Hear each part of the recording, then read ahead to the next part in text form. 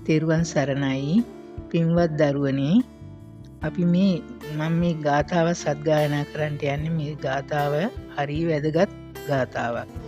අපේ බුදුරජාණන් වහන්සේ සියලු දේ කෙටි කරලා මේ ගාථාවෙන් කියවිලා තියෙන්නේ.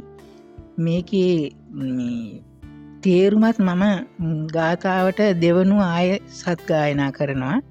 ඒකත් ඔගොල්ලන් මේ ගාථාව කියනකොට මේ තේරුමත් දැනගෙනම කියනවනම් ඒකෙන් බොහෝ කුසල් රැස් වෙනවා. මොකද එකේ තේරුම දැනගෙනනේ කියන්නේ. ඒ නිසා මේක හොඳට සවන් දී. සබ්බපාපස්ස අකරණං කුසලස්ස උපසම්පදා සචිත්ත පරියෝදපනං ඒතම් බුද්ධානුශාසනං. ඒකේ තේරුම මේ සියලු පව් නොමකර සියලුම කුසල් වැඩුමත් සිත් පිරිසිදු කිරීමත් බුද්ධ අනුශාසනය නන්වේ. තණ්හාය ජායති සෝකෝ තණ්හාය ජායති භයං තණ්හාය විප්පමුත්තස්ස නති සෝකෝ කුතෝ භයං.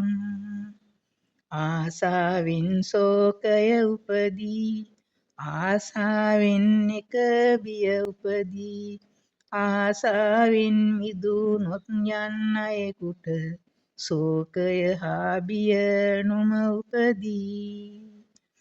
මේක සද්ගායනා කරන දරුවන්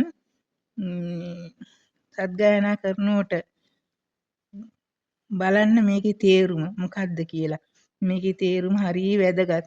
දැන් මේ බුදුරජාණන් වහන්සේ කියලා තියෙන වහ වහ පින් කරන්ඩ කුසල් පින් කියන්නේ කුසල් රැස් කරන්ඩ පව් කරන්න එපා කියන එකයි. ඉතින් මේක පොඩි ගාථාවක් හින්දා මේක හයියෙන් කිව්වේ නැතත් මෙනෙහි හරි කරන්න. එතකොට බොහෝ කුසල් රැස් වෙනවා. ලොකු බණක් පිරිතක් කිව්වා වගේ මේ දෙක තුන කීමෙන් උඩ ගාථාව කියලා යට ගාථාවේ තේරුම Taman දන්නවනේ මොකද්ද කියන්නේ. ඒකත් බොහෝ කුසල්. ඒ නිසා මේ ගාථාව කියන්නේ ඕගොල්ලන්ට සිතක් ශාන්තියක් යහපතක් මුදා වෙනවා. ලොකු බණ ගාථාවල් පිරිත් කිව්වා හා සමානයි. සියලු බුදුවරයන් වහන්සේලාගේ දේශනාවක් තමයි මේක. ඔබට යහපතක්ම වේවා. සියලු සත්වයෝ නිදුක් වේවා, නිරෝගී වේවා, සුවපත් වේවා.